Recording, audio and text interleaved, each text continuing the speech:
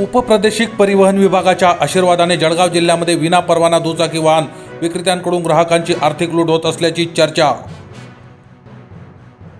जिल्ह्यात 30 ते 40 दुचाकी वाहन विक्री परवानाधारकांची नियुक्ती करण्यात आलेली असून याच परवानाधारक शोरूममधून दुचाकी विक्री करणे बंधनकारक आहे।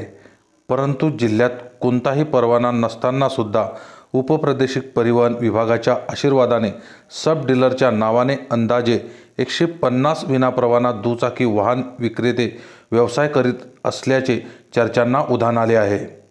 30 ते 40 परवानाधारक दुचाकी वाहन विक्रेते असून प्रत्येक तालुक्यात तसेच बऱ्याच खेडोपाड्यांमध्ये जवळपास 150 विनापरवाना प्रत्येक तालुक्यात बेकायदेशीर वाहन विक्री करून शासनाची दिशाभूल करून उपप्रादेशिक परिवहन विभागाच्या भागीदारीने सर्वसामान्य जनतेची आर्थिक पिळवणूक करीत असल्याचीही चर्चा होत आहे।